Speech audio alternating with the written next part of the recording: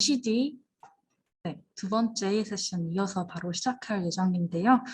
저희 카메라 꺼주셨던 분들도 다시 켜고 원활한 강의 참여 부탁드립니다. 네, 다들 자리에 돌아오셨을까요? 네. 네, 이제 막 카메라 켜주고 계시네요. 네, 그러면 저희 이제 두 번째 세션에 대한 안내부터 시작드리도록 하겠습니다.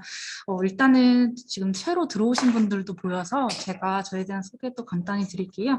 안녕하세요. 네, 저는 한국과학창의재단에서 스팀 R&E랑 기타 외 사업 담당하고 있는 허재윤 연구원이라고 합니다. 네, 그리고 먼저 유의사항도 한번 더 말씀드릴 텐데 이제 저희 원활한 강의 진행을 위해서 웬만한 경우에는 이제 화면도 켜주시면 되게 좋을 것 같고요. 그리고 연수 신청하신 분들은 저희 이수 확인에 있어서 반드시 소속 이름 이게 정보가 꼭 필요합니다. 그래서 이제 그 변경 처리 부탁드리고요. 그럼 이제 이번 세션은 저희 융합 연구과제에 참여했던 연구팀 중에서 이제 우수한 성과를 냈던 학생들이 수행한 연구활동 내용을 좀 공유해주는 그런 자리를 마련했습니다. 그리고 각각의 발표는 한 20분 정도씩 진행될 예정이고요. 시청자분들께서는 아까 첫 번째 세션과 마찬가지로 발표에 대해서 궁금하신 점 채팅창에 남겨주시면 나중에 발표가 끝나고 각각 질의응답 시간 갖도록 하겠습니다. 네, 그리고 첫 번째 발표, 이제 행렬과 코드 설계를 통한 생태계 연구 및 멸종위기 대책 홍보품 제작이란 주제로 신영섭 학생께서 이제 발표 진행해 주시도록 하겠습니다. 네, 발표 준비 되셨을까요? 네. 네, 화면이랑 목소리 괜찮나요? 목소리가 조금 작게 들리는데 더 커면 네, 강의가 좀 더 원활할 것 같습니다. 네네, 알겠습니다. 네, 감사합니다. 네, 그러면은 바로 발표 시작하도록 하겠습니다. 네, 안녕하세요. 저희는 행렬과 코드 설계를 통한 생태계 연구 및 멸종위기 대책 홍보품 제작을 주제로 작년 스팀 R&E를 진행한 충북과학고팀입니다. 먼저 저희의 연구 동기에 대해서 말씀드리겠습니다. 재작년 호주 산불로 인해 호주 생태계가 큰 피해를 입었고 지구온난화로 인해 북극 생태계 또한 지속적으로 큰 타격을 입고 있습니다.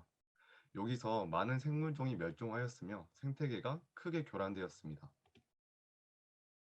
이에 따라 저희는 특정 생물종이 생태계 전체에 미치는 영향을 판단하고 멸종 위전 관련 홍보품을 제작하여 사람들의 인식 개선에 미치는 영향을 분석하고자 다음과 같은 탐구를 진행하였습니다.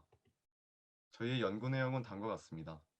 첫 번째로 행렬을 이용하여 생태계 먹이 사슬에 대해 연구하고 이 결과를 바탕으로 멸종 위전 관련 홍보품을 제작한 다음 홍보품 배포 전후 설문조사를 실시하고 그 결과를 통계적으로 분석하여 홍보품이 실질적으로 미치는 영향을 분석하였습니다. 다음으로 이론적 배경입니다. 저희의 주 탐구 대상이 먹이 사슬이니만큼 이를 수학적으로 모델링하는 과정이 중요합니다. 저희는 여기에서 그래프 이론을 이용하였습니다. 이제 다음과 같이 노드들 사이의 관계를 이제 기술하는 하나의 수학적 도식을 그래프라고 하며 먹이 사슬과 같이 특정 방향성이 있는 그래프를 유향 그래프라고 합니다. 유향 그래프에 한해서는 각 이제 노드들 간의 관계를 오른쪽 그림과 같이 행렬로 기술할 수가 있습니다.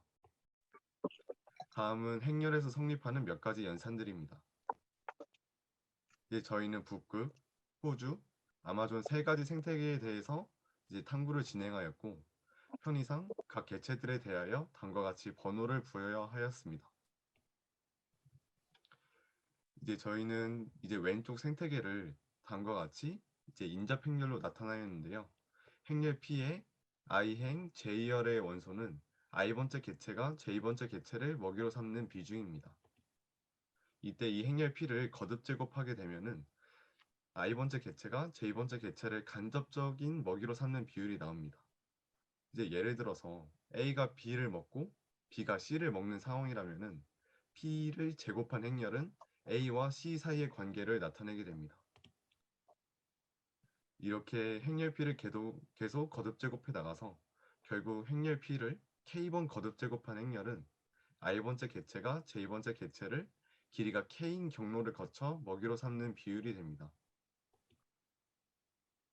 이제 저희는 경로가 길면은 실질적으로 서로에게 미치는 영향이 작아지므로 이제 0과 1 사이의 실수인 영향력 상수를 정의하여 행렬 P를 거듭 제곱할 때 같이 곱해지도록 설정하였습니다.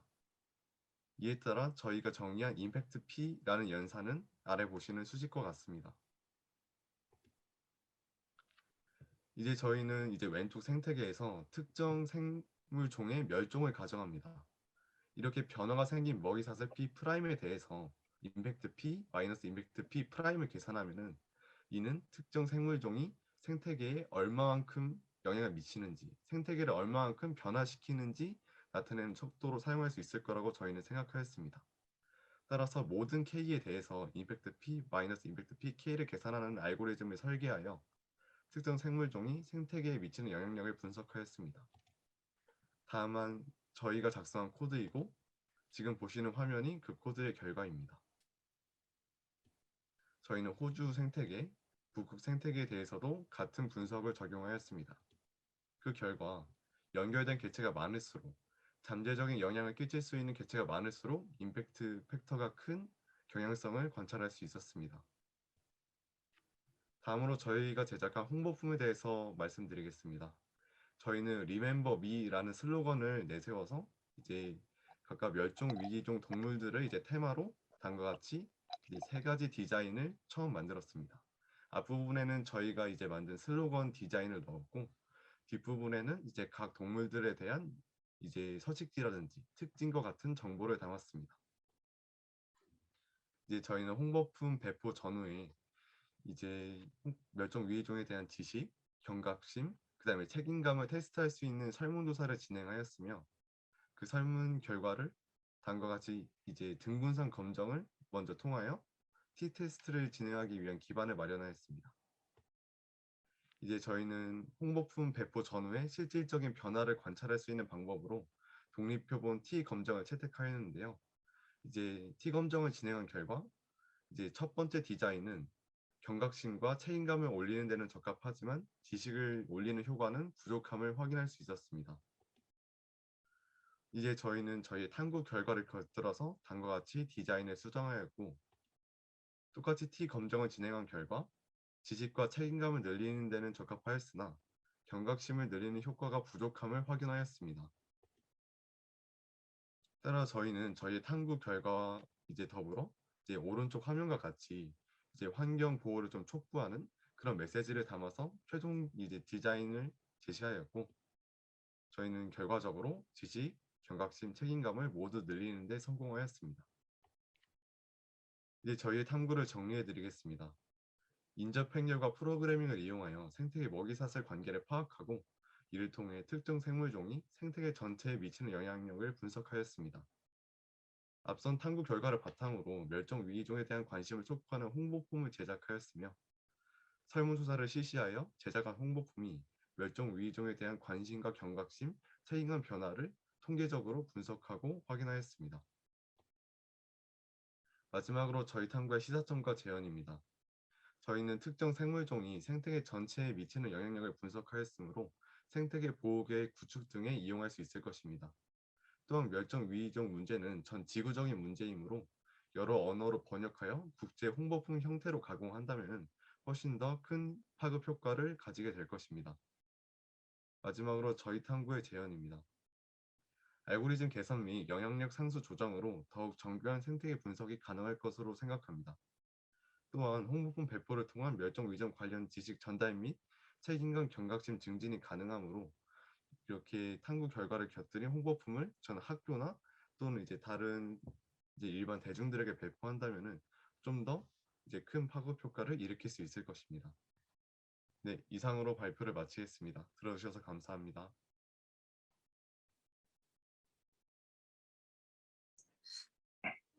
네, 지금 발표해 주신 내용에 대해서 궁금한 점이 있으실 경우 질문 남겨주시면 감사하겠습니다. 네, 네, 지금 채팅창 한번 확인 부탁드릴게요. 연구를 진행하면서 홍보품 같은 걸 추가적으로 만드신 것 같은데 R&D 평가에서 이런 것들도 좋은 피드백을 받으셨는지 궁금합니다. 라고 질문 주셨습니다.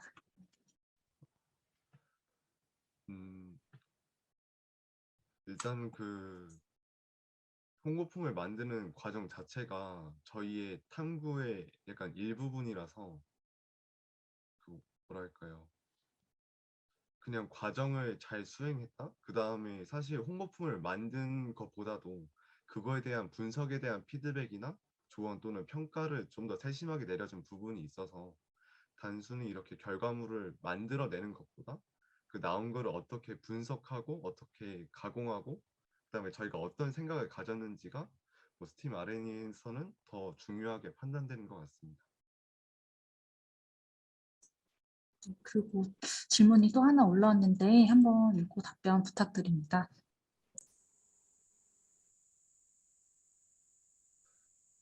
네, 일단은 저희가 처음에 5명이서 탐구를 진행하였는데요. 일단 5명이 잘하는 게 다 달랐어요. 그래서 지금 저희가 진행한 탐구는 뭐 코딩 영역도 있고 디자인도 있고 수학 영역도 있고 그 다음에 뭐 어떻게 보면 이제 또 다른 영역들도 넣으려면 얼마든지 추가할 수 있을 것 같은데 이게 저희의 전공이 다 하나씩 들어가거든요. 그 사실 주제는 이미 어느 정도 저희가 가이드라인이 있는 상태에서 그냥 이제 뭐 행렬 분석도 해보고 싶고 이것도 해보고 싶으니까 이걸로 하자라고 해서 주제는 비교적 빨리 정해졌고요. 그 다음에 각자 잘하는 게 뚜렷하다 보니까 역할 분담이 되게 확실하게 돼가지고 뒤에 그냥 좀 약간 물 흐르듯이 흘렀던 것 같아요. 이제 전 친구가 한 거 내가 이어받고 내가 잘 처리해서 다음으로 이렇게 넘겨주고 그래서 주제 정하는 거랑 그다음에 연구 진행 과정 그러니까 그 연구의 흐름 자체에서는 큰 어려움이 없었던 것 같습니다.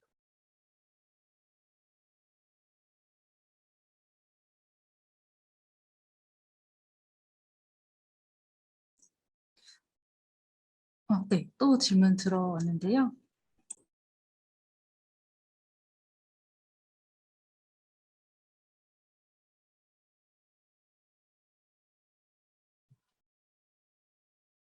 일단은 지금 말씀하신 연구가 이제 그 코딩 관련된 그러니까 이제 생태계 분석에 대한 결론을 말씀해 주시는 것 같은데 이제 먼저 저희가 중간 피드백 과정에서 이 모델이 굉장히 단순한 모델이다라는 평가를 받았어요. 이제 한마디로 말해서 실제 생태계를 대표하기에는 이게 너무나도 간소화된 모델이라는 거죠. 그래서 어떻게 보면은 직관적인 결과가 한마디로 이런 복잡한 탐구를 진행하지 않아도 뭐 이 정도는 생각할 수 있다. 뭐 이런 식으로 뭐 여겨질 수도 있는데 오히려 저희는 그거에 대한 좀 정량적인 근거를 제시했다고 저는 생각을 하고 그 다음에 오히려 여기에서 더 확장된 해석을 하게 되면은 이미 모델 자체가 너무나도 간소화되어 있기 때문에 이거에 대한 좀 오류? 한마디로 저희가 된 결과는 되게 좀 많은 편향이 들어간 결론이 나올 수도 있다고 생각을 해서 오히려 좀 확실한 결론을 내고 그 다음에 홍보품 형태로 좀 약간 사회적 파급 효과를 부각시키는 쪽으로 연구의 방향을 이끌어 가려고 했습니다. 일단은 말씀해주신 부분에 대해서는 뭐 저도 어느 정도는 동의를 하고요. 그렇습니다. 네, 저도 재단 담당자로서 한 가지 질문드리고 싶은 게 있는데요. 저희 이제 인문 분야 학생들도 꽤 많은 연구팀이 있잖아요. 근데 이제 아무래도 그 조금 처음 여기 이 과제에 진입하는 학생분들이 어떤 식으로 연구 방향을 설정하고 진행하는 데 있어서 도움이 될지 좀 그 부분에 대한 조언도 주시면 여기 다 학부모님도 계시고 학생분들도 계셔서 큰 도움이 될 것 같습니다. 음, 뭐 일단은 저는 계속 이과적인 탐구만 해왔어서 답변이 아마 그쪽으로 좀 치우칠 것 같기는 한데 일단은 어떤 식으로는 저희가 연구를 진행하는 거잖아요. 그러니까 그 연구의 체계를 처음에 잘 잡는 게 중요한 것 같아요. 그러니까 일단은 대주제가 있을 거고 그 다음에 저희가 이제 서브로 해결해야 되는 문제들이 있을 텐데 일단은 그 문제의 정의를 좀 명확하게 하시고 그 다음에 각각의 단계에 대해서 어떤 해결책이 있겠다. 그 다음에 그거를 어떤 식으로 풀어나가면 좋겠다. 이런 계획을 처음에 쫙 잘 세워 놓으시면은 중간에 이제 아까 말씀드렸다시피 저희는 되게 흐름이 매끄러웠다고 했잖아요. 그게 이제 저는 문제를 잘 설정하고 그 다음에 각자 가지고 있는 능력으로 뭐 이거는 이렇게 해결할 수 있겠다. 이게 되게 빨리 나와서 저희는 탐구가 매끄럽게 진행됐다고 생각을 하거든요. 그래서 이제 초기에 연구를 일단 설계하는 단계가 이제 굉장히 중요하고 그 다음에 마지막에 이렇게 뭐 PPT를 만든다든지 아니면 결과를 좀 더 가시적으로 그 다음에 좀 어떻게 보면 그래픽적으로 잘 이해될 수 있게끔 잘 만져주는 게 탐구의 시작과 그 다음에 끝까지 잘 마무리할 수 있는 부분인 것 같습니다. 뭐 과정은 뭐 어떻게 학생분들이 잘 하실 거라고 생각하고 처음과 끝에는 좀 이렇게 부가적인 노력이 들어가면 좀 더 좋을 것 같습니다. 네, 답변 감사합니다. 저희 또 내년에 아린이 입문과정 멘토분 섭외할 때 또 한 번 연락드릴 수 있을 것 같아요. 네, 그리고 또 서강욱님께서 아린이 참여하신 경험이 전공을 선택하고 미래를 설계하는데 얼마나 도움이 되었는지 궁금합니다라고 해주셨어요. 어, 일단은 앞서 말씀드렸다시피 R&E도 하나의 연구잖아요. 그러니까 저희 팀원들 입장에서는 간소화된 연구를 체험을 해봤다고 할 수 있을 것 같아요. 그러니까 내가 알고 있는 지식을 직접 적용해 볼 수 있는 기회가 됐던 것 같고 그 다음에 내가 직접 보고서도 써보고 뭐도 해보고 하면서 좀 뭐랄까요 공부하는 다른 느낌이 있어요. 뭐 이거를 통해서 뭐 아 나는 이 길이 맞구나 내가 정말 이거를 해야겠어. 이거는 좀 뭔가 너무 과장된 해석인 것 같지만 그래도 학교에서 느낄 수 없는 그래도 연구를 진행하면서 얻을 수 있는 그거는 저는 분명히 있다고 봐요. 그래서 저도 지금 공학 계열 진행을 했는데 사실 이전에는 계속 약간 자연과 사실 물리학과를 가려고 했었거든요. 근데 이렇게 좀 코딩이나 아니면은 좀 공학적인 해석, 그 다음에 좀 약간 어떤 실질적인 아웃풋을 뽑아내는 이런 탐구를 계속적으로 진행하면서 꼭 자연 과학을 가야지만 내가 생각하는 거를 뭐 만들어내거나 뭐 그러지 않을 수도 있구나. 공학도 길이구나. 뭐 이런 식으로 이제 사고의 흐름이 약간 바뀌는 것 같습니다. 아, 그 다음에 이제 하는 연구를 진행하면은 되게 좀 약간 포괄하는 아마도 내가 이전 하는 영역 이만큼이라고 해도 좀 공부해야 되는 영역이나 접하는 영역은 되게 좀 많아지거든요.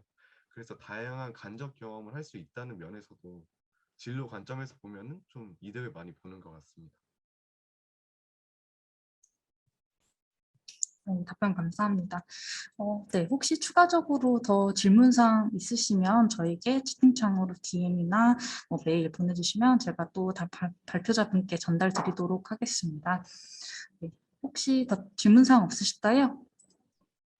네, 지금 새로 또 들어오시는 분들이 계신데 네, 우선 이번 발표 여기서 마무리 짓도록 하겠습니다. 저희 R&E 이제 연구팀 시절에 충북과학고 소속 그리고 현재 지금 서울대학 재학 중이신 신현섭님께 발표 감사하다는 마음으로 박수 쳐주시기 바랍니다. 발표 감사합니다. 감사합니다. 네, 그러면 이제 이번 발표는 이호성 님이 이제 축구 경기에서의 실시간 오프사이드 판정 시스템 구축이라는 주제로 어떻게 연구를 진행하셨고 또 어떤 결론을 얻으셨는지에 대해 발표 진행해 주시겠습니다. 네, 혹시 발표 준비되셨을까요? 네네. 네, 그럼 발표 자료를 띄워주시고 바로 이어서 시작 부탁드립니다. 네, 잠시만요. 네, 그럼 준비하시는 동안 다시 한번 안내 드릴게요. 지금 들어오신 분들께서 연수를 혹시 신청하셨던 분들이 계시면 꼭 소속 학교명과 이름을 명시해 주시기 바랍니다. 저희 이번에 이수 처리할 때 반드시 필요한 절차니까요. 반드시 확인 부탁드립니다. 네, 그리고 연수를 신청하지 않으신 분들께서도 저희 좀 더 원활한 강의 진행을 위해서 화면 켜주시면 조금 더 좋을 것 같아요. 혹시 이제 발표 준비 되셨을까요? 네. 네. 네, 잘 보이시나요? 네, 화면 잘 보입니다. 네, 안녕하세요. 저는 축구 경기에서 실시간 오프사이드 판정 시스템 구축이라는 연구 주제로 연구를 했던 경기북과학고 소속 이호성, 김태훈, 윤지호, 이규민, 그다음에 지도교사 박동우 선생님을 대표로 발표하게 되었습니다. 네, 목차는 다음과 같고요. 먼저 연구 동기 및 목적입니다. 축구 경기에는 오프사이드라는 룰이 있습니다. 이 룰은 먼저 주로 부심, 즉 사람이 주로 판정을 하게 되는 관측 룰인데요. 판정을 하기 애매한 경우에는 그 실시간 영상으로 촬영한 비디오를 이용해서 VAR 판정을 하게 됩니다. 하지만 VAR의 경우, 비디오 판독의 경우는 두 가지 단점이 존재합니다. 첫 번째는 단점은 경기를 중단시켜서 흐름이 끊기게 한다는 것입니다. 또 두 번째 단점은 VAR 사용에 심판의 재량이 많이 들어가는 경우가 있습니다. 그래서 주관적으로 판정이 일어나는 경우가 많은데, 그래서 이러한 단점을 보완하기 위해서 오프사이드 판정을 바로바로 실시간으로 진행할 수 있는 보조 시스템을 고안하고자 했습니다. 다음은 선행 연구입니다. 두 가지 논문을 참고를 했었는데요. 첫 번째 논문은 여러 가지 카메라를 이용해서 공을 다각도에서 촬영을 한 후 공의 각 성분 속도를 분석해서 차는 순간을 판단하는 연구입니다. 오프사이드를 판정하기 위해서는 누가 공을 찾는가, 어디서 찾는가도 중요하기 때문에 그래서 이 논문에서 이게 성공적으로 일어났다는 것을 확인하였습니다. 또 두 번째 논문은 아래에 있는 논문인데요. 이 논문은 인공식량망을 이용해 사람의 행동, 포즈를 판단하는 연구인데 이때 사람의 손이나 발, 몸통이나 머리 등의 키포인트를 추출해서 이를 트래킹을 해서 인간의 행동을 판단할 수 있도록 하는 알고리즘입니다. 다음은 연구 방법입니다.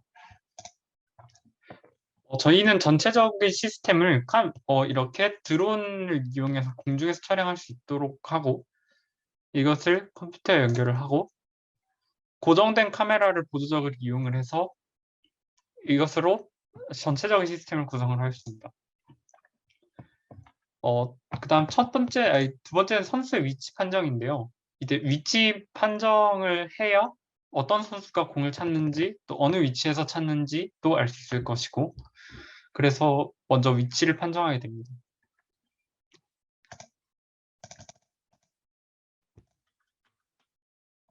먼저 선수를 위치를 판정하기 위해선 관중들을 제거를 해야 선수만이 남아서 위치를 판정하기 편하겠죠. 그다음 선수를 인식한 뒤 이것을 사용 변환해서 평면 좌표로 변환을 하게 됩니다. 그러면은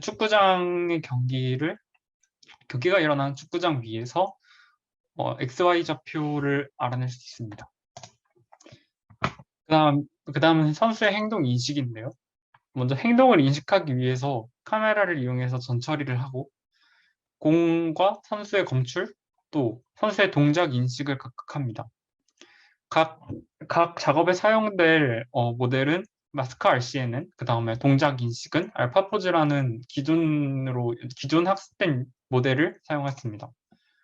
또 선수의 행동 인식은 선수의 동작, 그 알파포즈로 추출한 여러 동작이나 선수 검출한 마스크 RCNN을 이용해서 이것을 각 분류기에 투입을 해서 선수에게 행동을 인식해야 됩니다.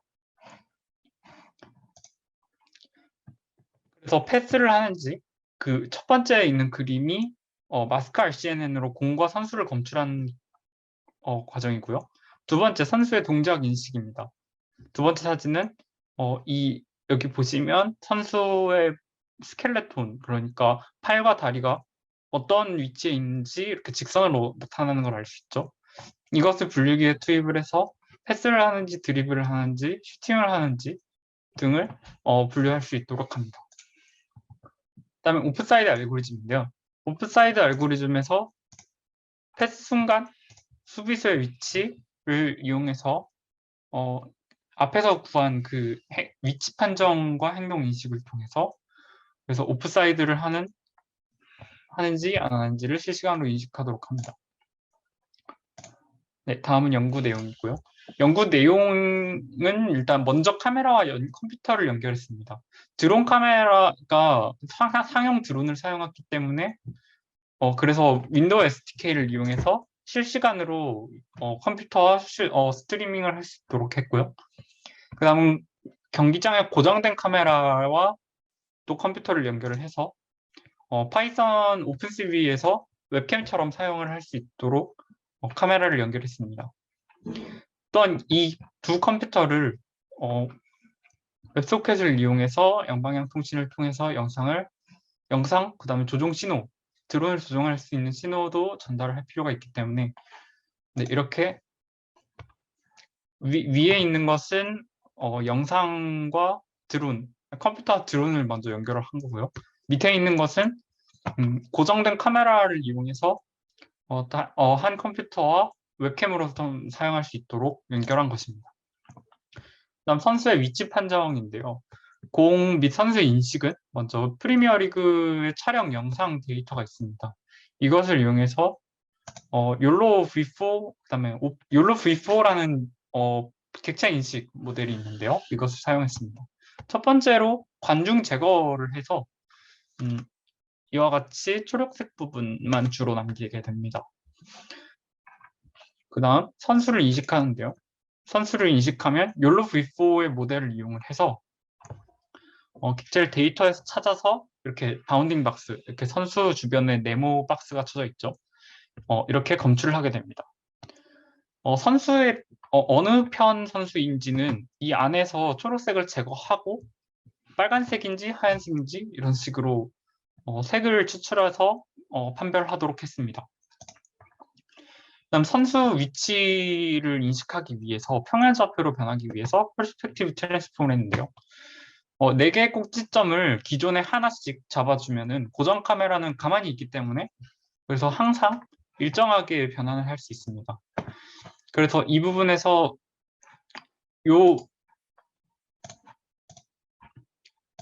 이 기울어진 영상에 대해서 선수의 각 위치 박스를 추정한 뒤, 그다음 이 박스의 데이터를 이렇게 직사각형 형태로 변화를 하면 그 다음에 이 직사각형의 점이 여기서 어느 위치에 있고 이것을 거꾸로 변환하게 되면은 이 직선을 그을 수 있게 됩니다. 왜냐하면 이 발의 위치가 어디에 있는지 알 수 있고 따라서 이 직선을 그을 수 있게 됩니다. 직선 또한 역으로 퍼스펙티브 트랜스폼을 하면은 이렇게 경기장 위에서 어느 위치에 직선이 있는지 따라서 선수가 어느 포지션에서 공을 찾는지 알 수 있게 됩니다. 그 다음은 선수의 행동 인식인데요. 아까 같이 마스크알 CNN을 이용을 해서 또 드론의 줌인 촬영 영상을 사용을 해서 주목되는 선수를 먼저 파악한 뒤에 줌인 촬영 영상을 이용해서 마스크알 CNN을 적용해서 선수와 공을 인식한 뒤 그다음에 행동을 인식하게 됩니다. 행동을 인식하는 데는 현 선수의 동작 인식 그다음에 공과 선수의 위치 관계 파악한 데이터를 같이 넣어서 분류기에 넣어서 흡수시켜서 이런 식으로 판단을 하게 됩니다. 다음 오프사이드 알고리즘인데요. 오프사이드 알고리즘은 경기에서 경기 데이터가 충분하지 못해서 완성은 하지 못했지만 그래서 대신 순서를 구성을 해놨습니다. 다음 연구 결과입니다. 선수의 위치 판정과 드론 제어를 통해서 옵사이드 알고리즘을 제작할 수 있다는 가능성을 확인했고요. 그다음에 선수의 행동 인식에 대해서 학습 정확도가 어느 정도 나오는지 판단을 했습니다. 학습 정확도가 그리 높지 않게 나왔는데 이 부분은 추후에 좀 더 많은 데이터를 구비를 한 다음에 분류를 진행해야 할 것 같다는 생각이 듭니다. 그 다음 연구 결론 및 제안입니다. 먼저 결론은 기존의 심판 체계를 대체할 수 있는 가능성을 확인합니다. 심판 체계의 문제 제기, 그 다음에 연구 방법을 제시했고요. 제어는 리얼타임 알고리즘으로 계산할 필요가 있다는 점입니다. 이 뜻은 이게 영상을 처리하고 오프사이드를 판정을 하는데 영상을 처리하는데 한 프레임을 처리하는데 꽤 많은 시간이 듭니다. 그래서 실시간으로 영상을 처리할 수 없게 되는데 그래서 이 점에 대해서 좀 더 빠른 알고리즘을 사용할 필요가 있습니다. 또한 아까 행동 인식 정확도를 개선할 필요가 있습니다. 네, 참고 문헌은 다음과 같습니다. 감사합니다. 질문. 네, 질문 들어온 게 있어서 읽고 답변 좀 부탁드립니다. 네, 먼저 축구에 관심을 갖고 있어서 R&E 연구에 저는 축구에 관심을 가지지는 않았지만 팀원 중에 관심이 있는 팀원도 있었고요. 또 이 과정에서 뭔가 팀적인 사고를 한번 해보고 싶어서, 즉 스포츠와 데이터 처리와 또 지금까지 배운 뭐 퍼스펙티브 트랜스폼이라든지 이런 것을 한번 활용해 보고 싶어서 이 주제를 선택을 하게 되었습니다. 그다음에 진로를 정하는데 R&E 활동이 어떤 영향을 줬는지 궁금합니다. 이 점에 대해서는 아까 이전 발표자분께서 얘기했듯이 R&E 활동이 말 그대로 리서치 앤 에듀케이션이잖아요. 그래서 작은 연구를 하면서 동시에 이거를 실제 적용하면서 어떤 에듀케이션, 그러니까 이론만으로 공부하는 게 아니라 이 작은 연구를 통해서 실제로 학습을 해보는 거잖아요. 그래서 일단 저에게는 이 R&E 활동이 잘 맞아서 아마 연구자의 길을 가게 되지 않을까 싶다는 생각이 들었고요. 그다음에 연구 진행에 어려움이 있었는지요? 연구 진행에 꽤 많은 어려움이 있었는데요. 그때 시간이 그리 많이 있었지 않았습니다. 그때 한 5월쯤, 6월쯤에 그러니까 주제를 정하고 자재는 한 7월에서 8월에 구입하고 아마 최종적으로 마감되는 게 10월 말쯤이었던 걸로 기억합니다. 그래서 이전에는 그래도 6개월, 7개월 동안 연구를 충분히 진행할 수 있을 것이라 생각했는데, 그래서 이 기간적인 관점에서 좀 많이 어려움이 있습니다. 그래서 새로 연구를 시작하는 팀에게는 주제가 너무 크지 않았으면 좋겠고요. 그래서 꼭 반드시 비품이 필요한 연구도 물론 비품을 쓰면은 매우 좋기는 하지만 비품을 쓴다면은 반드시 필요한 비품, 그러니까 연구에 가장 중요하게 사용되는 비품은 아니었으면 합니다. 그다음에 지금 대학생이고요. 현재는 전공을 선택하지는 않았지만 아마도 컴퓨터공학 쪽으로 전공을 선택할 것 같습니다. 정규 수업 외에는 연구를 진행하지 않았고요. 정규 수업 외에 이 혹시 정규 수업 외에 연구를 진행했다는 의미가 어떤 의미인지 다시 채팅으로 보내줄 수 있나요? 네, 주로 방과 후에 했습니다. 주로 자습 시간에 따로 모여서 연구를 진행했습니다.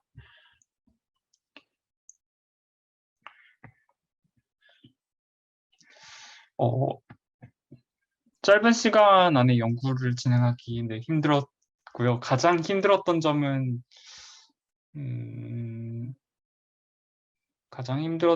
아마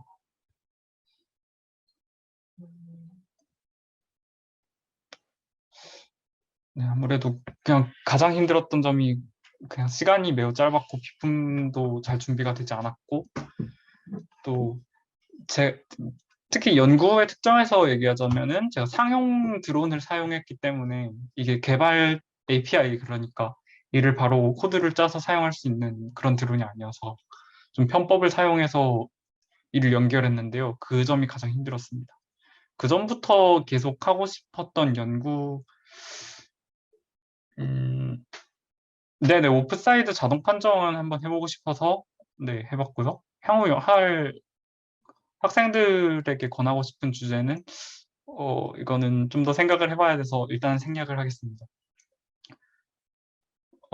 연구와 코딩 공부는 보통 그냥 자습 시간에 또 취미로 했고요. 뭐 칭찬 감사드립니다. 네. 혹시 뭐 또 다른 질문 사항 있으실까요? 아, 네.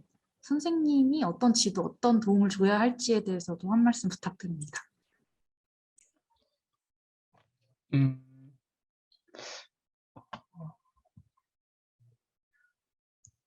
일단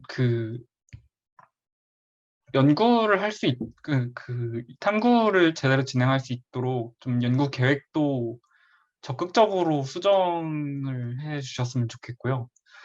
그러면은 좀 더, 물론 학생이 조금 원하지 않은 방향으로 흘러갈 수는 있긴 하지만, 음, 그치만 더 성공적으로 연구가 진행될 수 있을 것이기 때문에, 그래서 오히려 학생이 끝나고 보면은 학생에게 더 도움이 될 거라고 생각하고요. 행정적인 부분에 있어서 학생이 크게 걱정하지 않을 수 있도록 지원을 해주셨으면 크게 도움이 될 것 같습니다. 음, 앞으로 새로운 연구 활동 하고 싶은 것은 음, 지금 막 떠오르는 거는 강학습 쪽을 공부를 해가지고 어, 명제 자동 증명을 한번 공부를 해보고 싶습니다.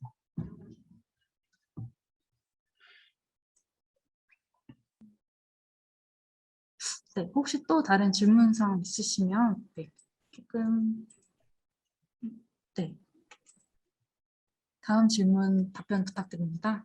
네, 네, 전적으로 학생 주도하에 진행되었습니다. 주제도 저희가 고안을 한 거고 또 사야 할 물품도 찾고 또 컴퓨터도 어떻게 구하고 코딩도 거의 코딩은 완전히 저희 쪽에서 했고 그래서 팀을 이루어서 팀 안에서 모두 다 해결했고요.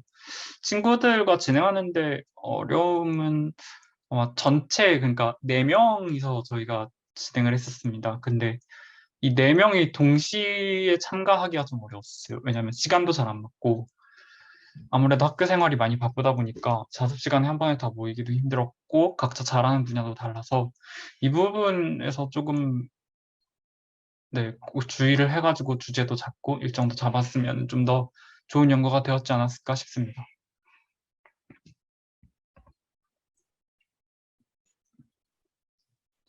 네, 또 다른 질문 사항 있으실까요?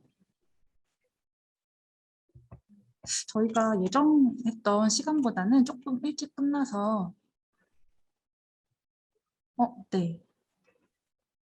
저희 회사 분들도 저희 재단 분들도 지금 시청하시는 분들이 많이 계셔서 지금 질문 주시는 것 같은데 조금 기다려 볼까요?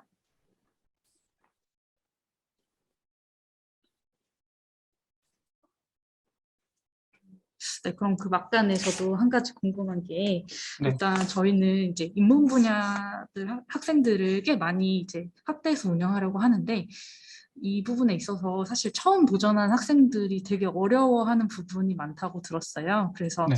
약간 아렌이 선배로서 후배들한테 해주고 싶은 말이 있으실까요? 음, 제가 해주고 싶은 말은 만약에 연구 주제를 가장 먼저 가장 중요하게 생각을 하는데 연구 주제 세우는 것을 이때 자신의 배경 지식 하에 연구 주제를 세웠으면 해요. 왜냐면은 그러니까 예를 들자면은 코딩을 사용해야 하는데 그러니까 좀 고난이도의 코딩을 사용을 해야 하는데 아직 코딩에 대해서 뭐 큰 배경 지식이 없다. 그러면은 이 코딩을 배우는데 또 프로그램 배우는데 꽤 많은 시간이 걸리거든요.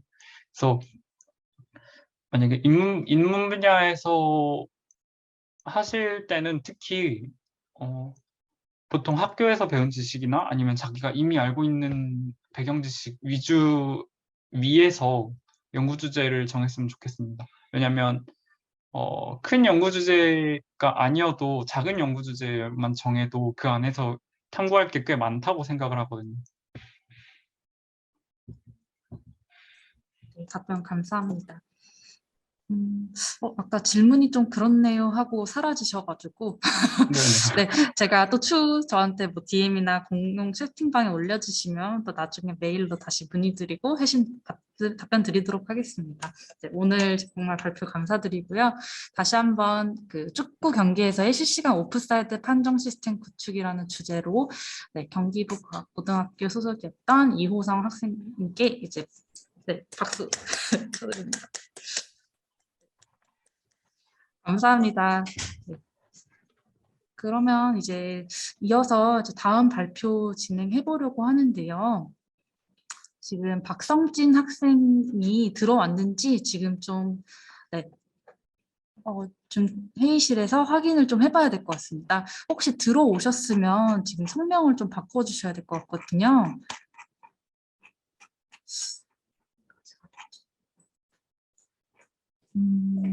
우선 다음 발표자분에 대해서 간단히 좀 소개를 드리면요. 저희 이제 국내 학생들도 스팀 R&E에 많은 참여를 하고 있지만 지금 해외에 있는 국제학교에서도 참여하는 팀이 좀 소수지만 있습니다. 그래서 이번 사례는 연변 한국국제학교 학생이 발표를 이제 진행해 줄 예정이고요.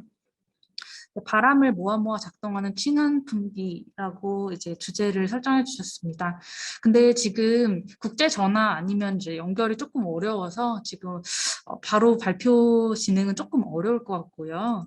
저희 이제 시간 내서 이제 이 방에 들어와 주셨는데 조금만 기다렸다가 시작을 해야 할 것 같습니다. 저희 일단은 잠깐 대기 시간을 갖겠고요. 원래 발표 예정 시간이 45분입니다. 네, 그거보다는 조금 5분 더 할애해서 50분에 발표를 다시 시작하도록 하겠습니다. 저희 공지사항에도 네, 올려놓도록 하겠습니다. 잠깐만 쉬셨다가 네, 화장실도 갔다 오시고 저희 50분부터 다시 발표 참여 해주시면 될 것 같습니다. 저도 잠시 카메라를 끄고 대기했다가 돌아오도록 하겠습니다. 감사합니다.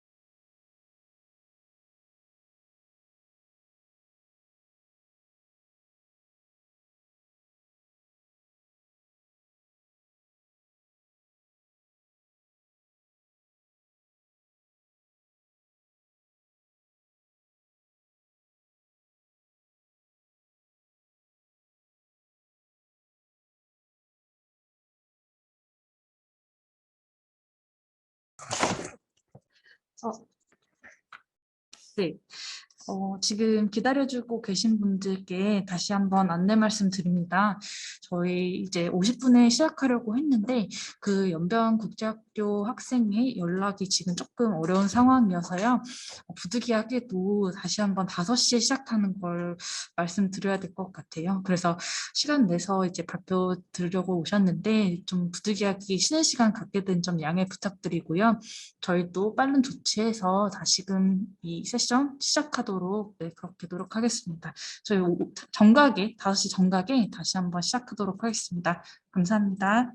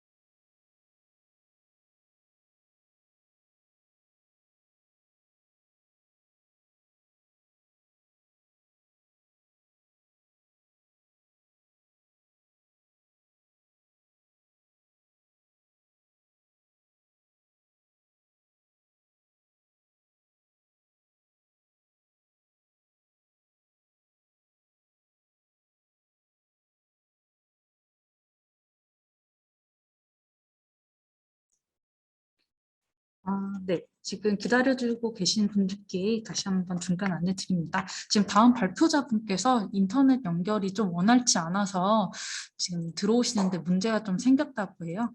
그래서 네. 조금 기다려주시면은 바로 연결 후에 발표 진행하도록 하겠습니다. 네. 근데 지금 그 다음 발표자분께서 사실 먼저 들어와 계세요. 그래서 김동혁 선생님? 김동혁 선생님? 안 들리시나요? 네, 선생님. 네, 혹시 지금 그 이전 발표자분께서 그 지금 접속이 원활치 않으셔서요. 먼저 발표를 좀 진행하려고 하는데 괜찮으실까요?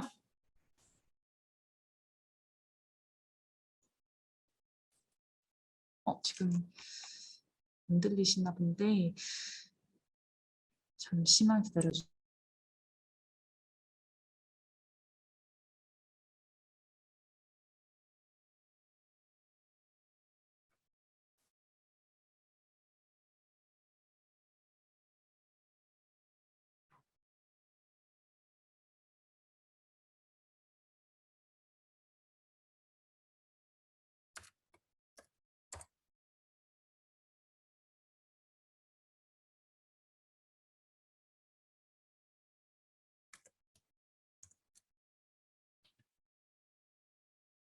네, 제 목소리 잘 들리시나요? 제 목소리 잘 들리시나요? 네네, 잘 들립니다. 네, 그러면 지금 발표 자료 혹시 띄워주실 수 있으실까요?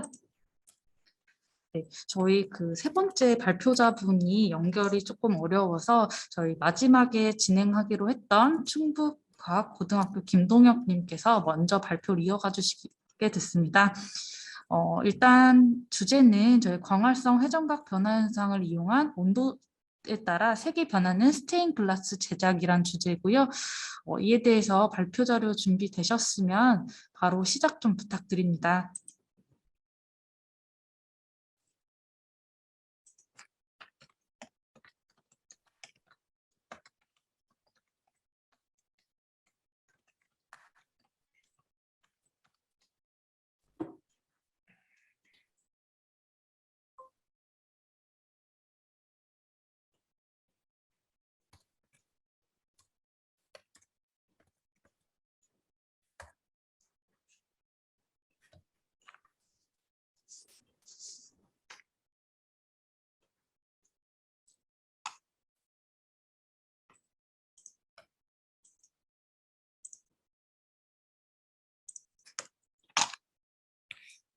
네, 그러면 발표 시작하도록 하겠습니다. 안녕하세요. 저희는 광활성 회전각 변화를 이용한 온도에 따라 색이 변하는 스테인드 글라스 제작에 대해 연구하였습니다. 먼저 저희 연구에 대한 이론적 배경 및 선행 연구입니다. 먼저 광활성이란 설탕물이나 수정과 같이 분자 구조나 원자 배열이 거울 대칭성이 없는 물질 속을 선평광이 나아갈 때 평광 방향이 도는 현상으로 본 연구에서는 광활성 현상이 일어날 때 빛의 파장, 투과 거리, 투과 물질의 온도 등에 따라 회전되는 평광각이 달라진다는 내용에 근거하여 탐구를 계획하고 진행하였습니다.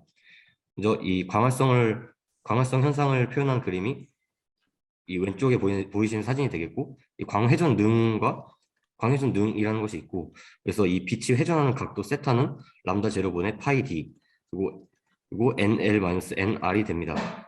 그리고 저희 광활성 현상에 대한 선행 연구를 분석해 보았는데, 다양한 물질과 광원에 따른 광활성 현상을 정량적으로 측정하고 이 현상을 이용해 당도계를 제작하는 연구 등이 주로 있었는데, 저희 본 연구에서는 스테인드 글라스를 제작하기 때문에 유사한 연구는 없었습니다.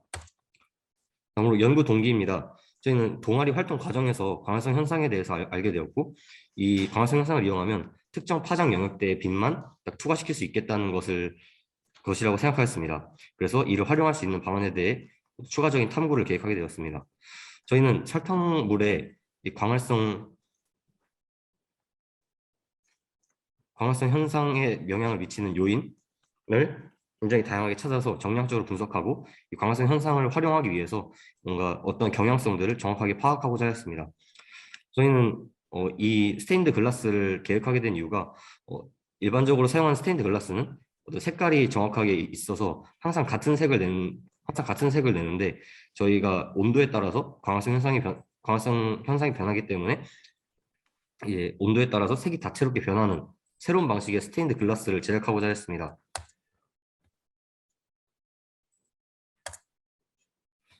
연구 주제 선정 과정입니다.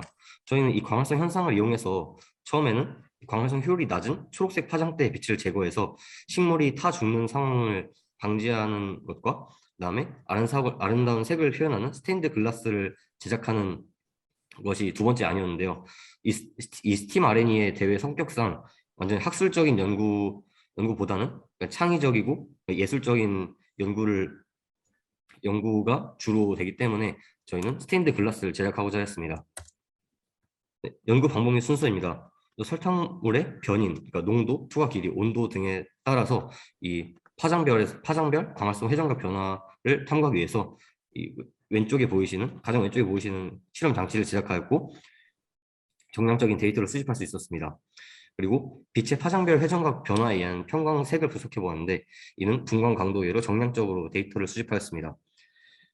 다음으로 편광판 사이의 회전각 변화에 따른 편광색의 변화를 측정을 하는데 이는 다양한 장치를 제작 후에 각도별로 연속 촬영해서 비교했습니다. 그리고 물엿의 두께의 변화에 따른 편광색 변화는 연속적으로 두께를 변화시킬 수 있는 실험 장치를 만들어서 편광색을 관찰했습니다. 마지막으로 색이 변하는 스테인드 글라스를 만들기 위해서 장치를 제작하여 실험을 진행했습니다. 먼저 온도에 따른 광활성 회전각 변화 분석입니다. 이 표에서 보시면 온도를 점점 증가시킬수록 빛의 회전각은 점점 감소하는 경향성을 확인할 수 있는데요. 이는 하지만 이 설탕물의 온도가 0도에서 그러니까 간단하게 말하면 3.1도에서 78.8도까지 증가할 때까지 빛의 회전각 변화가 크게 변하지 않았기 때문에 뭔가 이 온도보다는 다른 변인을 조작해서 색을 바꾸게 해야겠다라는 생각이 들었습니다. 다음으로 분광 강도를 이용해서 편광된 빛이 파장별로 얼마나 투과하는지를 살펴보았습니다. 먼저 편광막 사이의 각도를 다르게 하였을 때 전체적으로 빛의 투과율이 점점 감소하는 것을 확인을 하였고요. 그리고 편광막 사이 각도가 0도일 때는 400나노미터대에서는 이제 빛의 투과율이 좀 높게 나타났고 600나노미터대에서 갑자기 낮아지는 것을 확인했습니다. 그리고 두 평화막 사이 각도가 45도일 때는 좀 점점 증가하는 그래프를 확인했고 또 두 평화막 사이의 각도가 90도일 때는 400나노미터에서 크고 600나노미터대에서 갑자기 줄어들어 거의 0%에 가깝게 빛의 투과율이 나타나는 것을 확인했습니다. 다음으로 평광막 사이의 회전각 변화에 따라서 이제 색이 어떻게 나타나는지를 저희가 확인하기 위해서 실험 장치를 제작하였습니다. 보시면 이 편광판의 각도를 변화시키면서 색을 관찰하였을 때 이 아래 영상과 같은 모습이 나왔습니다.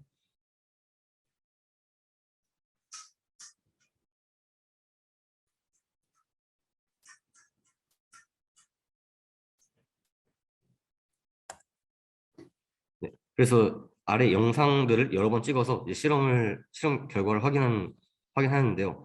이 평광판 사이의 회전각을 연속적으로 변화시켰을 때 이 빛이 최종적으로 투과되어 나오는 색을 제가 확인한 결과 위에 표와 같았고요.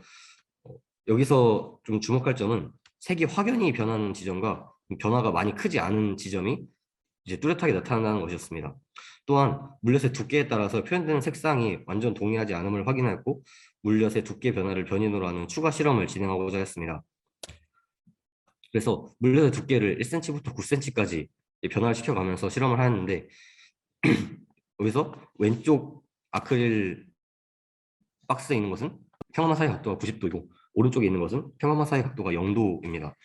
그래서 평화만 사이의 각도를 일정하게 한 채로 두께를 변화시켰을 때 물엿의 두께에 따라서 투과한 빛의 색이 다르게 나타나는 것을 확인하였고 물엿의 두께가 증가할수록 보다 선명한 색이 나타나는 것을 확인했습니다.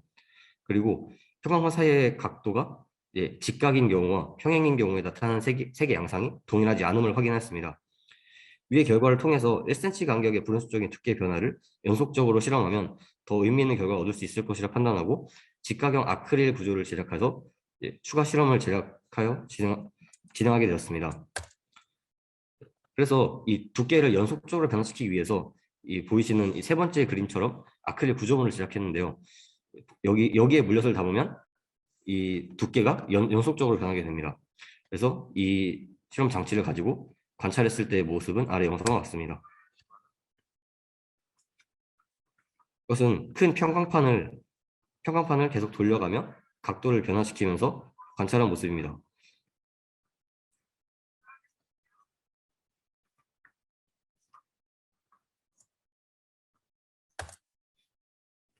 그래서 가로 세로 15cm인 직각삼각형 형태의 아크릴 구조물을 제작해서 이 물엿의 연속적인 변화를 관찰했을 때 위의 그림과 같이 실험 결과가 나왔습니다. 0cm에서 15cm 두께 대부분의 가시광선을 표현하는 것이 저희 실험 장치로 가능하였습니다. 두께가 깊어질수록 두께 변화당 색상의 변화 폭이 더욱더 커지는 것을 확인할 수 있었습니다. 그리고 평광판 사이의 각도에 따라서 색이 완전히 구분된 것이 아닌 그라데이션 된 색상이 나타난다는 것을 확인했습니다. 물엿의 두께가 두꺼워질수록 이 스테인드 글라스의 활용 면에서 큰 어려움이 발생하므로 이 15cm 정도 범위 내에서 이제 물엿의 두께를 조절하면서 평광판 사이의 각도를 조절하는 이런 방법으로 스테인드 글라스를 연출할 수 있을 것이라 생각하였습니다. 그리고 이 직각 구조물을 활용해서 온도 변화에 따른 색의 변화도 관찰하는데요. 보시면 60도, 20도, 마이너스 20도일 때 다음과 같이 전체적인 색이 왼쪽으로 이동하는 것을 보실 수 있습니다. 네, 이제 연구의 마지막으로 색이 변하는 스테인드 글라스 연출을 위해서 실험 장치를 제작했는데요.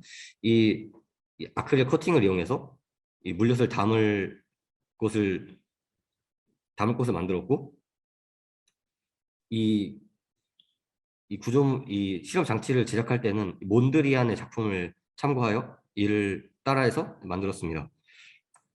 그래서 보이시는 이것을 실험한 결과는 오른쪽의 사진과 같습니다.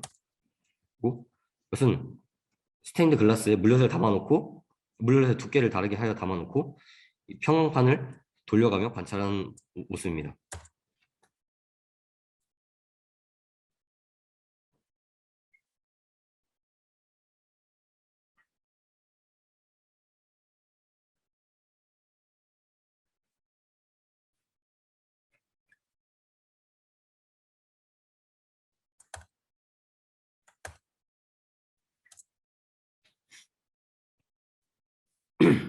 네, 현재까지는 이 광활성 형상을 매우 정성적으로만 다루던 것을 분광 강도계와 또 조도 센서를 이용해서 정량적으로 분석함으로써 물엿의 두께와 평광판의 각도에 따라 표현할 수 있는 색상을 구체적으로 제시하였습니다.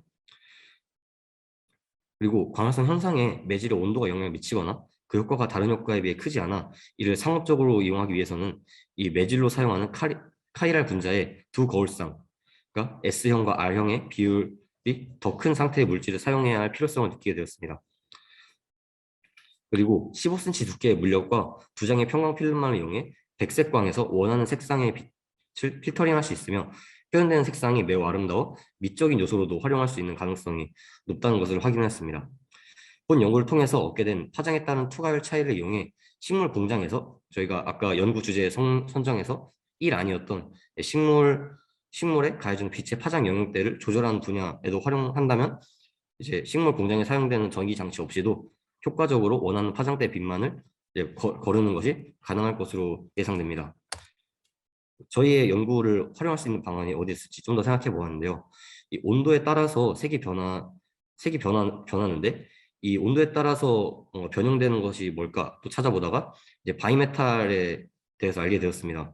그래서 이런 평광판을 회전시키는 동작에 바이메탈을 적용을 시키고 이 시계가 주기적으로 회전한다는 이제 특징을 이용해서 야외에서 시계의 색이 변하는 것을 멀리서도 그 해당 시간에 따라서 확인할 수 있는 형태의 장치 제작을 목표로 좀 더 활용할 수 있을 것으로 예상됩니다. 그리고 이런 카페에 올린다던가 SNS에 공유하여 뭔가 좀 더 저희가 제작한 예쁜 스테인드 글라스를 좀 더 많이 홍보할 수 있을 것이고요. 영상에도 업로드하고, 네, 이상으로 발표를 마치도록 하겠습니다. 감사합니다. 네, 지금은 혹시 제 목소리 잘 들리실까요? 네, 들립니다. 아, 네네. 발표 감사드리고요. 저희 발표하시는 중에 질문이 좀 몇 개 들어온 것 같아요. 그래서 질문 한번 읽어주시고 답변까지 해주시면 감사하겠습니다. 네.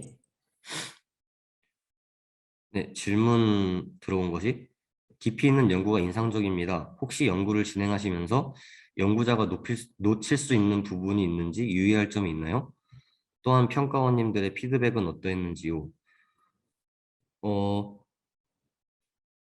저희가 일단 연구를 진행을 하면서 뭔가 좀 새롭게 알아간 점이나 뭔가 배울 수 있는 점이었던 것은 전에 이 탐구를 하기 전에 이제 진행했던 실험들에서는 실험 결과를 단순하게 읽고 뭐 어떤 경향성을 보였다 이런 정도만 이제 해석을 하였는데 이 탐구에서 어떤 앞서 보여드렸던 분광 강도계의 이제 그래프라던가 이런 것들을 통해서 어떤 물리적인 이 그래프들을 어떤 물리적인 현상과 같이 엮어서 뭔가 설명을 한다는 것을 여기서 좀 배웠던 것 같고요.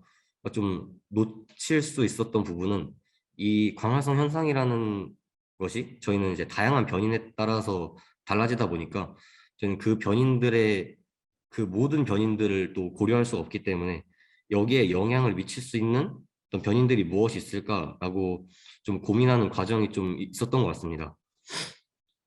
그리고 저희가 이 연구를 진행하면서 중간 발표회를 할 때 평가원님들한테 피드백을 많이 받았었는데 이 피드백 중에서는 저희가 원래 중간 발표회 때까지는 이제 분광 강도계를 사용할 생각을 하지 못했었는데 이 피드백을 받으면서 이 분광 강도계로 좀 정량적으로 이 평광판 사이의 각도에 따른 이 빛의 투과율을 좀 보면 좋겠다라고 말씀을 해주셔서 그 부분을 좀 고려를 해서 이후 추가 연구를 진행했던 것 같습니다.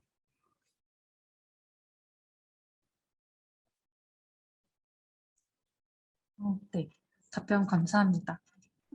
연구가 색과 관련돼서 그런지 아름답네요. 이런 의견 주신 분도 계시고요. 그리고 또 한문구 김현주 선생님께서는 재밌는 내용의 연구라고 피드백 주셨습니다. 네. 혹시 또 다른 질문 사항 있으실까요? 네. 제가 혹시 질문이 추가적으로 있으실 경우에는 저 DM 포함해서 그 내용 발송해 주세요. 제가 발표자분께 전달 드리고 회신까지 받으실 수 있도록 조치하도록 하겠습니다. 네. 그럼 우선 이번 그 김동혁 님의 이제 광활성 회전각 변화 현상을 이용한 온도에 따라 색이 변하는 스테인드 글라스 제작에 대한 발표 여기서 마무리 짓도록 하겠습니다.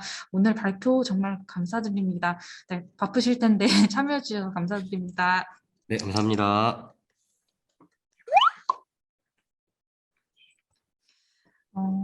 네, 그러면 아까 전에 원래 이제 세 번째 진행되기로 예정되어 있었던 그 네, 한국국제학교의 박성진 님이 이제 들어와 주셨는데요. 바람을 모아 작동하는 친환풍기에 대해서 한번 발표 부탁드립니다. 자료 지금 바로 띄워주실 수 있을까요? 자료 혹시 지금 보이나요? 네, 잘 보입니다.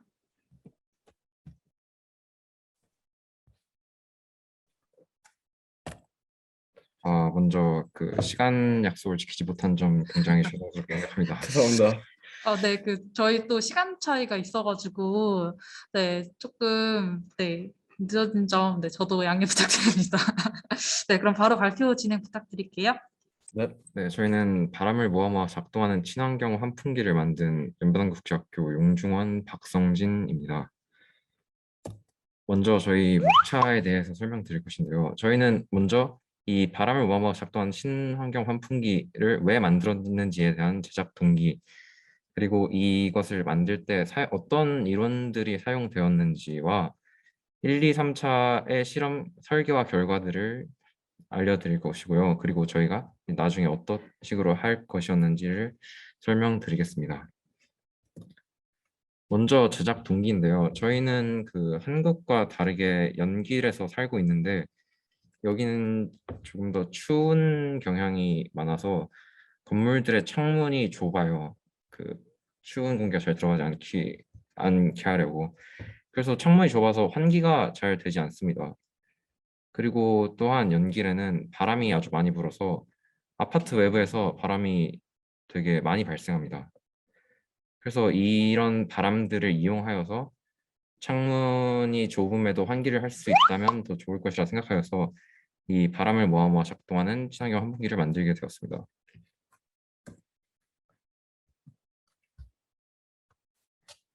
자, 먼저 이론적 배경인데요. 먼저 저희는 이 고층 빌딩에서 일어나는 강한 바람인 빌딩풍을 사용한다면 그 창문이 작더라도 환기를 더 잘 시킬 수 있을 것이라고 생각하였습니다. 근데 연길에서는 이 고층 빌딩들은 많이 없지만 바람이 많이 일어나기 때문에 유사한 효과를 낼 수 있다고 생각하였고요. 이 또한 연길은 한국보다 고위도 지역이기 때문에 창문의 크기가 작다고 방금 말씀드렸습니다. 그리고 이 바람을 모으는 작용을 할 때 이 벤츄리 효과를 사용한다면 조금 더 효율적으로 환기를 시킬 수 있을 것이라 생각하여서 벤츄리 효과 저 발표 중에 죄송합니다. 지금 뭔가 화면이 그 슬라이드 첫 화면으로 멈춰서 안 넘어가고 있어요. 그래서 네. 네, 이게 전체 화면 공유가 아니고 네. 네, 네, 지금은 이제 넘어가는데요. 본 PPT 화면을 가지고 발표 좀 진행 부탁드립니다. 지금 화면 상태로 발표 시작하면 되나요? 네네, 지금 상태로 보면은 내용이 잘 보입니다. 네. 네, 네, 죄송합니다. 알겠습니다. 네, 벤츄리 효과를 사용하면 효율적으로 그 환기를 시킬 수 있을 것이라 생각하여서 벤츄리 효과를 활용한 환풍기 또한 만들기 위한 설계를 하였습니다. 그리고 사이클로이드 곡선을 활용한다면 이 일반적인 직선보다 효율적으로 바람이 모이기 때문에 더 환기가 잘 될 것이라고 생각되어서 실제로 이 사이클로이드 곡선을 사용하였습니다. 그래서 먼저 1차 실험을 하였는데요. 저희는 바람을 어떤 깔때기로 모은 것이 가장 효율적인지에 대해 고민하였습니다. 그래서 이 프로펠러를 두고 선풍기를 쐬어서 돌리려고 하였는데요. 아무런 장치 없이 그냥 선풍기를 쐬었을 때 프로펠러가 움직이지 않았습니다. 그래서 저희는 깔때기 모양의 직선 깔때기 모양을 사용하였는데 그럼에도 불구하고 그 프로펠러는 움직이지 않았습니다. 그래서 저희가 생각한 것이 방금 말했다시피 사이클로이드 곡선과 유사한 코카콜라 페트병의 그 입구 쪽으로 바람을 모은다면 더 잘 모을 수 있을 것이라 생각하여서 코카콜라 페트병 앞부분으로 바람을 모았더니 실제로 프로펠러가 움직였습니다. 그래서 저희는 그 코카콜라 페트병의 사이클로이드 곡선을 활용하는 것이 좋을 것 같다 생각하여서 그것을 조금 더 잘 보완하여서 반구 모양의 집진 장치를 제작하였습니다. 이 반구 모양의 집진 장치는 보시다시피 이 공기 흡입구가 있는데 이쪽이 사이클로이드 곡선이 적용이 되어 있어서 바람이 좀 더 잘 모이고 이 바람이 들어가면 안에 있는 이 축을 바람이 이 안에 있는 걸 돌려서 그 전달된 축에서 한 번 더 돌아가서 환기를 직접 시키는 형식의 집진 장치입니다. 그래서 저희는 집진 장치를 설계한 이후에 실제적으로 만들려 보다 보니 3D 프린터를 사용하는 것이 좋다고 생각하여서 3D 프린터를 활용하기로 마음을 먹었습니다. 그런데 저희가 3D 프린터에 대한 것을 배울 수 있는 곳이 적고 거의 없다시피 하여서 선생님께서 스케치업이라는 프로그램을 활용하여라 하여서 저희는 그 프로그램을 유튜브와 인터넷을 통하여서 직접 저희가 공부를 하면서 익히게 되었습니다. 그리고 나서는 이제 추가적인 모양들이나 설계도에 따른 장치들이 필요할 때는 직접 스케치업을 통해서 설계하고 3D 프린터를 사용해서 출력하였습니다. 그래서 2차 실험 설계는 그 반구 모양 집진 장치를 두고 각각 90도, 60도, 30도 방향에서 바람을 이렇게 보내서 측정하기로 하였습니다. 그래서 대조군은 그냥 아무것도 하지 않은 장치를 하지 않은 프로펠러의 RPM으로 하여서 선풍기 바람을 쐬었을 때 프로펠러가 얼마나 빠르게 돌아가느냐, 그리고 실험군은 집진 장치를 설치한 후 얼마나 빠르게 돌아갈까에 대한 것을 측정하였는데, 저희가 환경이 좀 열악하다 보니 풍속 센서를 직접 구할 수 있는 곳이 거의 없어서 아두이노로 이런 프로그램을 만들어서 회전수를 측정하였습니다. 그래서 2차 실험을 결과를 보니 30도, 60도, 90도 각각 했을 때 전부 다 집진 장치를 착용하였을 때가 더 효과가 좋게 나타났기 때문에 저희는 이 집진 장치에 대한 가능성을 보게 되었습니다.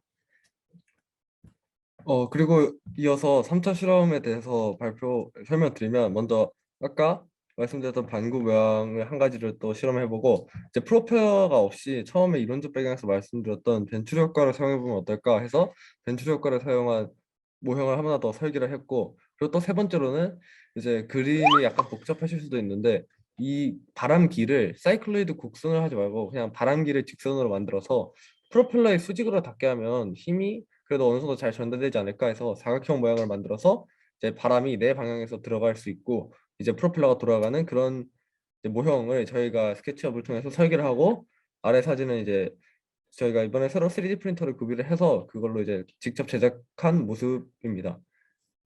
근데 이제 저희가 이렇게 3차 실험을 진행하던 중에 이제 저희가 아무래도 이번 스팀 발표를 위하여 스케치업을 공부하였고 3D 프린터를 처음 사용하다 보니까 이제 이 주위에 3D 프린터 관련 교육 기관도 없을 뿐더러 저희가 직접 입회해서 이제 많이 노즐이 막힌다던가 사고들이 발생을 했고, 그런데 이제 저희 연구가 제작 및 설계다 보니까 이제 3D 프린터가 필수적이어서 이제 저희가 직접 유튜브나 인터넷을 통해서 공부하고 이제 본사에 연락을 해서 그런 식으로 저희가 직접 수리를 하면서 이제 계속해서 실험을 이어 나갔습니다.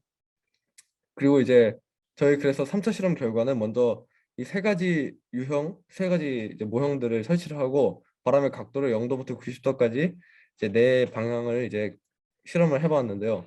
이제 이 단위는 이제 이 당시에는 저희가 또 그 한국에서 이제 그 배송 인터넷으로 구매를 해서 풍속 측정기를 이 당시에 막 구비를 해서 그때 이제 측정을 해보니 이제 전체적으로 이런 결과를 띠게 되었고, 이제 그 다음으로 이제 그 바람길이나 그런데 앞에 그 저희가 처음에 이론적으로 사용해 보자고 했던 사이클로이드 곡선을 사용하기 위해서 그 코카콜라 페트병을 입구에 부착을 해봤더니 이제 전체적으로 이제 이 풍속 값들이 올라갔다는 걸 알 수 있고, 이것을 통하여 풍속 값이 올라갔으니까 당연히 환기되는 양이나 환기되는 속도도 올라갔다고 저희는 그렇게 결론을 도출할 수가 있었습니다. 그래서 저희가 이제 스팀 발표를 진행할 당시에는 이제 구상만 했던 모형인데 이제 바람의 방향에 따라서 이제 통이 회전한 다음 그 다음에 이제 그 바람이 오는 방향으로 회전을 함으로써 가장 효율적으로 바람을 모을 수 있는 이러한 이제 설계도도 저희가 설계를 해보고 구상을 해봤지만 그 당시 시간상의 문제로 출력이나 제작 실험은 하지 못하는 상태였습니다. 그렇게 저희는 위에 아까 세 가지로 실험 결과 및 도출을 했고, 그렇게 저희 스팀 연구를 저희는 그렇게 스팀 연구를 진행하게 되었습니다. 감사합니다. 감사합니다. 발표 들어주셔서 감사합니다. 네, 발표 감사합니다. 지금 발표 마무리되던 시점에 홍준희 선생님께서 현재 거주하시는 지역에 적합한 연구여서 좋은 평가 받으셨을 것 같다고 해주셨고요. 그리고 국내에서 연구를 진행하지 않아서 좀 불편했던 점이 있었는지 문의 주셨습니다. 아무래도 국내에서 이제 연구를 진행하지 않고 중국에서 연구를 진행했는데, 아무래도 지금 최근에 연변 지역 자체가 중국에서도 좀 낙후되어 있는 지역이라 저희가 아까 말씀드렸다시피 그런 3D 프린터를 이번에 저희 스팀 연구를 위해서 구비를 하다 보니까 그것도 조차도 이제 시간도 오래 걸릴 뿐더러 이제 장비나 그런 것들을 구하기가 너무 어려워서 그런 시간적인 문제가 되게 좀 오래 걸렸어요. 장비에 구비를 못 한다거나, 그렇기 때문에 그런 것들이 가장 아쉬웠고 불편한 점이었던 것 같습니다.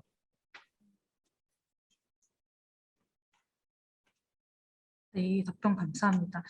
혹시 그 연구 내용이라든지 진행 과정에 있어서 뭐 궁금하신 점 있으면 지금 댓글 부탁드립니다. 지금 공부하던 중에 바쁘게 시간 내서 와준 발표자분들이셔서 저희 궁금한 점 있으면 정리해서 올려주시면 좋을 것 같고요. 네.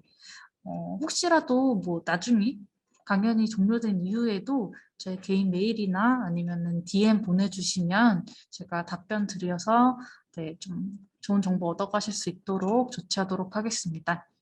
네, 혹시 더 질문 없으시면 지금 네, 예정된 20분이 조금 지나서 발표 마무리하려고 합니다. 네, 오늘 발표해주신 연변국제학교 학생 두 분께 네, 박수 쳐드립니다. 감사합니다. 감사합니다. 네. 네, 연결이 원활치 않아서 정말 당황스러우셨을 텐데 그래도 너무 좋은 발표 해주셔서 감사드리고요. 일단은 네, 이로써 저희 융합형 연구과제 STEAM R&D 학생 연구 사례 공유 세션 마치도록 하겠습니다. 저희 이번 융합형 연구과제 참여해서 우수한 성과를 낸 사례들을 보면서 학부모님이나 학생, 선생님들께서 좋은 정보 얻어가실 수 있었으면 좋겠습니다. 그리고 한 가지 덧붙여 말씀드리면 저희 이번에 연수 신청하신 분들 계시잖아요. 연수 신청하신 분들께서는 연수와 관련된 별도의 만족도 조사 또 진행하고 있어요. 그래서 그 만족도 조사는 이제 담당자께서 메일로 별도 송부 드릴 예정이니까요. 네, 확인 좀 부탁드리고 좋은 의견 많이 반영해서 작성 부탁드립니다. 네, 그러면 저희 이번 세션은 여기서 최종 마무리 짓도록 하겠습니다. 네, 이번 세션 참여해주신 모든 분들께 감사드립니다.